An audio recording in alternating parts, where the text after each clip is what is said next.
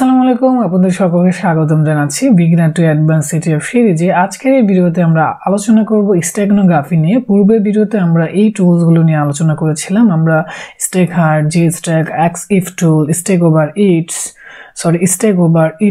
তারপর স্পেকট্রোগ্রামস এই টুলস নিয়ে আলোচনা করেছিলাম। আজকে মূলত একটা ওয়েবসাইটের প্রবলেম সলভ করব, যেখানে আমরা স্টেগনোগ্রাফির প্রবলেমগুলো দেখব। ওকে, তো এখানে আমরা ডিপ্লয় করে নিব, তারপর এখানে একটা আইপি পাবো। এই আইপিটা কপি করে নিয়ে আমরা আমাদের মেশিনে রান করব। ওকে, দেন আমরা এই ওয়েবসাইটটা দেখতে পারবো। ওকে, তো এখন আমরা যেহেতু এটা দেখতেই পাচ্ছি, বুঝতেই পারছি এটা স্টেগনোগ্রাফির প্রবলেম, তো সেই হিসেবে এখানে একটা ইমেজ দেওয়া আছে। ওকে, তো এই ইমেজটা আমাদেরকে দেখতে হবে।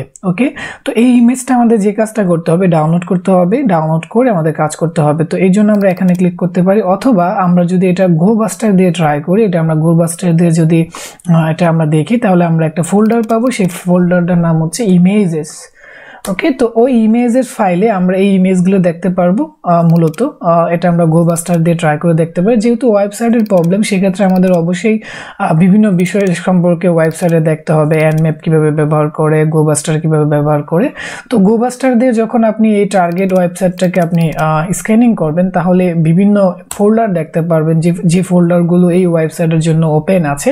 তো আপনারা গোবাস্টারগুলো দেখার পর ইমেজেস পেয়েছি। আপনারা যদি গোবাস্টার সম্পর্কে জানার ইচ্ছা থাকে, আপনারা আমাদের গোবাস্টারের ভিডিওটা আমাদের প্লেলিস্ট থেকে, আমাদের চ্যানেল থেকে দেখে নিতে পারেন, কিভাবে গোবাস্টার দিয়ে বিভিন্ন হিডেন ডাইরেক্টরিজগুলো আপনি ওয়েবসাইট থেকে পেতে পারেন। ওকে, তো এখন আমরা মূলত স্টেগনোগ্রাফি নিয়ে আলোচনা করছি। তো এখান থেকে আমরা এই যে exam.jpg যে ফাইলটা রয়েছে, আমরা যদি এখানে চেক করে দেখি, তো এখানে দেখতেই পাচ্ছি যে এখানে একটা কি লাগবে। তো এই কিটা এই ইমেজের ভিতরে আছে। তো আমরা এই ইমেজটা ডাউনলোড করব। ওকে, তো সেই জন্য যে কাজটা করতে হবে, যে এখানে ক্লিক করতে হবে। ক্লিক করার পরে এই ইমেজটা আমরা দেখতে পাচ্ছি, রাইট ক্লিক করে এই ইমেজটা আমাদেরকে সেভ করে নিতে হবে। তারপরে আমরা চলে আসবো আমাদের ডাউনলোডে চলে আসার পর আমরা ls কমান্ড দিব। তারপর এখানে দেখতে পাচ্ছি যে exam.1.jpg একটা ফাইল রয়েছে। তো আমরা ইতিমধ্যে জানি যে যদি জেপিজি ফাইল হয়, তো সেক্ষেত্রে আমাদেরকে স্টেগহাইড ব্যবহার করতে হয়। তো আমরা স্টেগহাইড ব্যবহার করব, কিন্তু আমরা স্টেগনোগ্রাফির ক্ষেত্রে সবসময় প্রথমে বেসিক জিনিসটা দেখে নেব ফাইল কমান্ড দিয়ে, তারপর আমরা কাজ করব। তো ফাইল কমান্ড দিলাম, তারপরে 1 দিলাম, তারপর আমরা দেখতে পাচ্ছি এটা হচ্ছে মূলত ফাইল ট্যাব জানার জন্য। হ্যাঁ, এটা আসলে একটা জেপিজি ফাইল। তখন আমরা ফাইল কমান্ড দিয়ে দেখে নিলাম আর কি। তারপর আমরা যে কাজটা করবো বেসিক, সেটা হচ্ছে exiftool দেখবো এর ভিতরে কোনো মেটা ডাটা রয়েছে কিনা, সেজন্য exiftool। ওকে, তারপরে আমরা টুল, তারপরে আমরা এটা দিব, দেন আমরা এন্টার ক্লিক করব। তারপরে এখানে দেখি কোনো ডাটা পাওয়া যায় কিনা। এটা হচ্ছে স্টেগনোগ্রাফির একেবারে ভালো প্রসেস, যে আপনি প্রত্যেকটা বিষয় প্রথমে ফাইল কমান্ড দিয়ে দেখবেন, তারপরে exiftool দিয়ে দেখবেন। যদি পেয়ে যান আলহামদুলিল্লাহ, তা না হলে আরো কাজ করতে হবে। ওকে, তো এখানে দেখার পর আমরা দেখতে পাচ্ছি যে ডকুমেন্ট নেম, এখানে বলা আছে পাসওয়ার্ড হচ্ছে অ্যাডমিন। ওয়াও, আমাদের তো আমরা জানি যে স্টেগহাইড দিয়ে যদি আমরা কাজ করতে চাই, তাহলে আমাদের বেসিক বিষয় হচ্ছে আমাদের পাসওয়ার্ড লাগবে। তো আমরা পাসওয়ার্ড কিন্তু পেয়ে গেলাম exif ব্যবহার করে। ওকে, exiftool ব্যবহার করে আমাদের পাসওয়ার্ড কি অ্যাডমিন। ওকে, এখন আমরা যে কাজটা করব, এটাকে স্টেগহাইড দিয়ে এক্সট্রাক্ট করার চেষ্টা করব। সেজন্য আমরা দেব স্টেগহাইড, দেন আমরা এই কমান্ডটা দিব। এটা কেন এক্সট্রাক্ট করার জন্য আমরা পূর্বের ভিডিওতে দেখেছি, যার কারণে আমরা এই বিষয়টা নিয়ে আর আলোচনা করব না। আমরা পাসওয়ার্ড দিলাম অ্যাডমিন, তারপর আমরা দেখতে পাচ্ছি হ্যাঁ আমাদের এটা হয়ে গেল।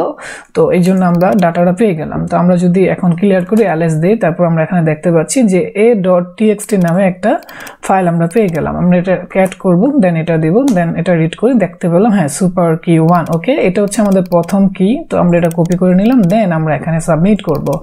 আমাদের টার্গেট কোথায়, এখানে। ওকে, তো এখানে দেখতে পাচ্ছি প্রথমটা হয়ে গেল, আশা করি গুড, ডান। তো এটা হয়ে গেল। এখন আমাদের যে কাজটা করতে হবে, সেটা হচ্ছে আমাদের ওয়েবসাইটে যেতে হবে, গিয়ে হ্যাঁ এখানে আমাদের ওয়েবসাইট কোথায়, এটা। তো এখানে আমাদের কিটা দিয়ে দিই, তারপরে আমরা এটা সাবমিট করে দেখতে পাচ্ছি যে এখানে আরেকটা ফাইল পাচ্ছি, সেটা হচ্ছে exam2.audio ফাইল। তো আমাদের এটা ওপেন করতে হবে, অর্থাৎ ডাউনলোড করতে হবে। এটা ক্লিক করলাম, তারপর আমরা সেভ করব, তাহলে ডাউনলোড হয়ে যাবে। এরপরে আমরা এটা কাজ করব। যেহেতু এটা অডিও ফাইল, আমাদের প্রথমে দেখে নিতে হবে এটা কোন ধরনের অডিও ফাইল। তো আপনি যদি ডট শব্দ হয়, তাহলে এটা বোঝা যাবে এটা মর্স কোড। তো আমরা দেখেছি এটা হচ্ছে একটা অডিও ফাইল, সেই হিসাবে আমরা এটা কাজ করব। ওকে, তো এটা একটা মর্স কোড নয়, এটা একটা অডিও ফাইল। তো অডিও ফাইল থেকে ডাটা বের করতে হলে আমাদের ব্যবহার করতে হবে সোনিক ভিজুয়ালাইজার। ইতিমধ্যে আমরা এই বিষয়টা জানি, তো সেই জন্য আমরা চলে গেলাম সোনিক ভিজুয়ালাইজার ভিজুয়ালাইজারে, দেন ফাইলে ক্লিক করব, তারপরে আমরা ওপেনে ক্লিক করব, দেন আমরা আমাদের এটা টার্গেট ফাইল আমরা চুজ করে নেব। দেন আমরা পূর্বেই জানি, তো সেই হিসাবে আমরা এটা চুজ করে নেব, পূর্বের ভিডিওতে আমরা দেখেছি। তারপর আমরা এখানে দেখতে পাচ্ছি কিছু লেখা আছে, তাই না? তো আমরা জানি সেজন্য কি করতে হবে, এটাকে একটু বড় করে নিতে হবে যেন আমরা রিড করতে পারি কি আছে। ওকে, হ্যাঁ, এখানে একটা ইউআরএল দেখা যাচ্ছে। আমরা যদি ভালো করে দেখি যে এখানে মূলত একটা ইউআরএল দেখা যাচ্ছে। তো এই ইউআরএলটা আমরা দেখব। হ্যাঁ, https, তারপরে এইভাবে দেওয়া আছে imgo.com, তারপরে একটা কিছু বলা আছে। তো আমরা এই যে বিষয়টা আছে এই ইউআরএল এ যাব, আমরা ইচ্ছা করলে এখান থেকে আরো ভালো করে দেখে নিতে পারি। ওকে, তো আমরা এই ইউআরএল এ যাব, এই জন্য আমরা দিব https, দেন আমরা দেব তারপরে এটা, তারপরে হচ্ছে ইমগোকে পেয়ে গেছি। তো এটা হচ্ছে মূলত আমার তো এখান থেকে আমরা যে কাজটা করতে পারি, একটা ইমেজ দেখাবে। তো এর জন্য আপনাকে সাইন আপ করে নিতে হবে। সাইন আপ করার পর এখানে একটা ইমেজ দেখতে পারবেন, সেই ইমেজটা আপনাকে আবার ডাউনলোড করতে হবে। তো সময়ের জন্য আমরা এটা দেখাচ্ছি না, আপনারা এই ইমেজটা ডাউনলোড করে নেবেন, এখান থেকে একটা ইমেজ পাবেন। তো সেই ইমেজটা পিএনজি ফরম্যাটের হবে। তো পিএনজি ফরম্যাটের একটা ইমেজ যেহেতু, সেটাকে এক্সট্রাক্ট করতে হলে কি করতে হয়, আমরা পূর্বে তো এটা দেখেছি যে পিএনজি ফরম্যাটের ফাইল হলে এক্সট্রাক্ট করার জন্য আমাদের ব্যবহার করতে হয় zsteg, তাই না? তো আপনি যখন zsteg দিয়ে এক্সট্রাক্ট করবেন, অটোমেটিক একটা কি পেয়ে যাবেন, সেই কিটা হবে এরকম ফাটালিটি। ওকে, তো এটা সাবমিট করার পরে আপনার আউটপুট রেজাল্ট হয়ে গেল। তো আবারও বলি, এই জন্য আপনাকে সময় নিতে হবে। সময় নেওয়ার পর একটা ইমেজ আসবে, আপনারা সাইন আপ করে নেবেন, এই ইমেজটা ডাউনলোড করে নিয়ে zsteg দিয়ে দেখবেন, তখন একটা ডাটা এর ভিতরে পাবেন, সেটা হচ্ছে ফ্যাটালিটি। ওকে, এখন আমরা 2 নাম্বার কি পেয়ে গেলাম। তাহলে আমাদের ওয়েবসাইটে যাওয়ার পরে এখানে দেব ফ্যাটালিটি। ওকে, ইতিমধ্যে আমরা দিয়েছি, এটা আমি সলভ করেছি এটা মূলত। তো এরপরে একটা পিএনজি ফাইল আবার দেখতে পাচ্ছি, পিএনজি পিক। তো এটা আমরা ডাউনলোড করব, ডাউনলোড করার পর এখানে দেখতে পাচ্ছি এটা একটা কিউআর কোড। ওকে, কিউআর কোডের প্রবলেমগুলো খুব বেশি ইম্পর্টেন্ট। এখন আপনাকে যে কাজটা করতে হবে, মোবাইল দিয়ে আপনি এটাকে স্ক্যানিং করতে পারেন, অথবা আপনি যে কাজটা করতে পারেন, এই পিকটা ডাউনলোড করে নিয়ে তারপরে আপনি অনলাইন টুল আছে, সেই টুল দিয়ে আপনি কিউআর কোড রিড করতে পারেন। ওকে, তো এখন আমি যখন এটাকে মোবাইল দিয়ে স্ক্যানিং করেছি, তখন আমি দেখেছি যে এটা স্ক্যানিং হচ্ছে না, কারণ স্পষ্টভাবে কিউআর কোডটা দেখা যাচ্ছে না। তো এই প্রবলেমটা সলভ করার জন্য আমাদের যে টুলসের ব্যবহার করতে হবে, সেটা হচ্ছে মূলত stegoveritas, যেটা আমরা ইতিমধ্যেই শিখেছি, stegoveritas। তো এটা দিয়ে কি করতে হবে সেটা আমরা এখন দেখব।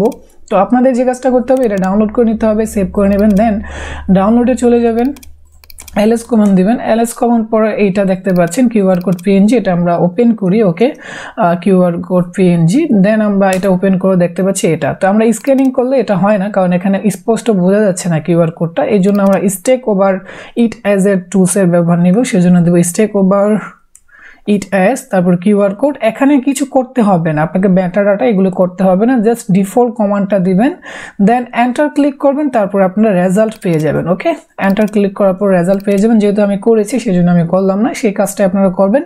রেজাল্ট পাওয়ার পর সিডি কমান্ড দিয়ে রেজাল্টে যাবেন, তারপরে দেখতে পারবেন যে ls দিলে যে এখানে অনেকগুলো পিএনজি ফাইল আছে। তো এই পিএনজি ফাইলগুলো মূলত পাওয়া গেল। পাশাপাশি যেহেতু ডিফল্ট কমান্ড দিয়েছেন, যার কারণে stegoveritas দিয়ে যা কাজ করা যায় সবই কিন্তু হয়ে যাবে। exiftool হয়ে গেছে, কিপার্সও হয়ে গেছে, তারপরে প্রত্যেকটা ইমেজের আলাদাভাবে কালার চেঞ্জ করে যা হয় সেগুলো হয়েছে। তো এখান থেকে স্পষ্টভাবে যে কিউআর কোডটা দেখা যায় সেটাকে আমাদেরকে স্ক্যানিং করতে হবে। সেজন্য আমরা ফোল্ডারে চলে যাব, হোমে গেলাম, তারপরে আমরা চলে যাব ডাউনলোডস, তারপরে আমরা চলে যাব রেজাল্টস। তারপরে এখানে দেখতে পাচ্ছি অনেকগুলো হলো, যেটা আমরা stegoveritas এর বেসিক যে একটা ইমেজ ছিল, সেই ইমেজটা থেকে আমরা এত কিছু পেলাম, এই কালারে পেলাম, বিভিন্ন কালারে কিন্তু পেলাম, এর মধ্যে স্পষ্ট হচ্ছে এটা। তো এটাকে আমরা স্ক্যানিং করব, এগুলো বিষয়, এগুলো দেখে নেবেন এগুলো থেকে কি মূলত পাওয়া যাচ্ছে। ওকে, তো আমরা যে কাজটা করব, এটা যেহেতু স্পষ্ট, এটা স্ক্যানিং করব। এটা স্ক্যানিং করার পর যে বিষয়টা দেখা যাবে, যেহেতু আমি মোবাইল দিয়ে স্ক্যানিং করেছি, তখন বিষয়টা আসবে এমন যে আপনি যখন স্ক্যানিং করবেন তখন এটা আসবে হট কি, অর্থাৎ একটা লিঙ্ক আসবে, ইউআরএল আসবে। তো ইউআরএলটা আসবে যে এমন, আউটপুটটা মূলত এমন হবে আপনি যখন স্ক্যানিং করবেন। যেহেতু আমি মোবাইল দিয়ে করেছি সরি, সেজন্য আমি দেখাতে পাচ্ছি না, তো আপনারা দেখে নেবেন। step তারপরে আসবে এমন কি ইকুইভ্যাল হট কি, মেবি না সরি, কিল শট, হ্যাঁ কিল শট আসবে। তো এখানে তাহলে কি হচ্ছে, এটা আমরা যদি এটা কপি করে নেই, তারপরে আমাদের কোথায় আছে, আমরা যদি এখানে যাই, এখানে দেন এখানে ক্লিক করলে আমরা পেস্ট করি কিল শট, সাবমিটেড করলাম, এই তো আমরা কিন্তু আমাদের প্রবলেম সলভ করে ফেললাম। তাহলে আমরা পেয়ে গেলাম আমাদের তৃতীয় সুপার কি। তাহলে আমরা এখানে যাই, এখানে গিয়ে এখানে দেই যেটা কি ছিল। ওকে, ডান। ওকে, অসম, কিন্তু আমরা এটা করে ফেললাম, কংগ্রাচুলেশনস। তো এটা হচ্ছে মূলত বেসিক। আমরা দেখলাম যে স্টেগনোগ্রাফির প্রবলেমগুলো কিভাবে সলভ করতে হয়, ওয়েবসাইটের ক্ষেত্রেও কিভাবে সলভ করতে হয়। তো আশা করি আপনারা বুঝতে পেরেছেন। পরের ভিডিওতে আমরা ইম্পর্টেন্ট একটা রুম নিয়ে আলোচনা করব, যেখানে বিভিন্ন অডিও ফাইলগুলো কিভাবে সলভ করতে হয়, মর্স কোড থেকে কিভাবে অডিও ফাইল সলভ করতে হয়, সেই বিষয়গুলো দেখব। তো আপনাদের কাছে যদি আমাদের ভিডিও ভালো লেগে থাকে তাহলে অবশ্যই আমাদের চ্যানেলটি সাবস্ক্রাইব করে আমাদের সাথেই থাকবেন। আসসালামু আলাইকুম।